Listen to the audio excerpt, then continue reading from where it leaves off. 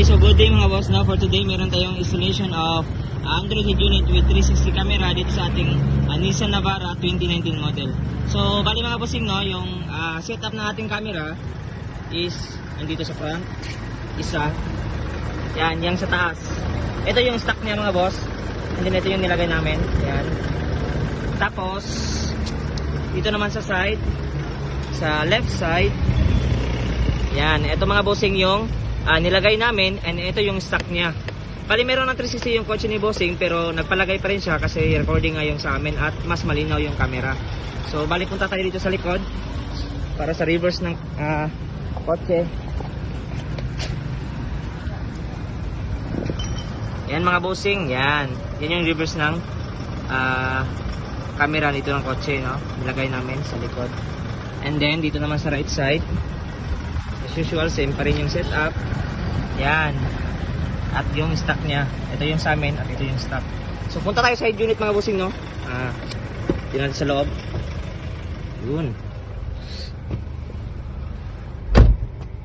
Ayan. So bali mga boss, with voice command tong head unit ni sir, no?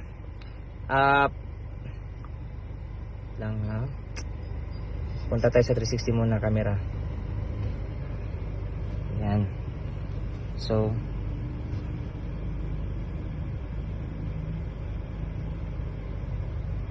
yan yung yung visual niya, yung view ng camera. Ito yung sa back to siya mga boss. Ito yung sa front. Yan. And then yung sa side, ito sa left side yan, ito sa right side. And ito yung sa hazard. Pag nag-hazard kayo, yan yung nalabas. Pati yung sa combination ng camera from left and right side na camera to front. So yun yung whole view niya mga bossing, no? So pag nag-trigger tayo pag nag-signal tayo mga bossing, automatic po nagti-trigger siya. Sige boss, patry ng left side yan. Yan, sa right side. Sa left, yan. Yan yung mga bossing, no? Nakagandahan ng ating 360 is nag-automatic trigger siya pag nag-signal tayo to left and right. And then pag nag-reverse tayo mga bossing, same pa rin, automatic nagti-trigger siya. Patay boss, trigger boss, reverse. Yan. Sobrang linaw niya ng mga bossing camera, no? And then babak. So tapos na tayo sa 360. Punta tayo sa mga boss, sa application niya, no? So bali ito yung panel niya mga bossing, nakalimutan kong include ito yung free niya. Yan, pag bumili kayo ng Android head unit mga bossing, free na yung panel niya para fit na fit talaga yung ating head unit sa kotse. Mas pogi siya tignan, mas malinis, walang mga ano ba tawag dyan, walang nakalabas dito, nakaukli, kasi fit na fit talaga siya. Tapos ito yung application niya mga boss, no? Bali, bagong model to ng brand namin mga boss, QCY. Ito siya. Napakaganda, napaka-smooth. Ito yung sa settings. Punta tayo sa kanyang system. Bali, ito mga bossing, no? 64 GB siya mga boss. Yan. 464 siya. Tapos, naka-Android 13 na ata ito mga bossing. Yan. Latest Android version ng Android ito. Android 13 version.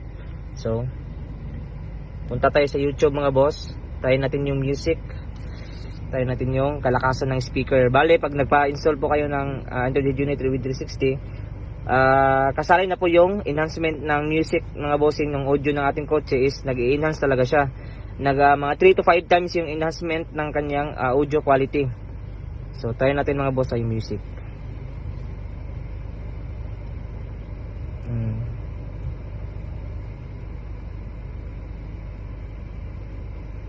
I-full natin, i-full. Ayan boss, kalakas talaga. Mas malakas siya sa personal mga bossing, no? Pwede sa record, mas malakas siya. So dyan muna. Malakas talaga yan. Tapos yung Google Maps natin, Play Store, yan. Pag nag-download po kayo ng application mga boss, sign in nyo lang yung Google account nyo po dito para makapagpa-install po kayo ng application, no?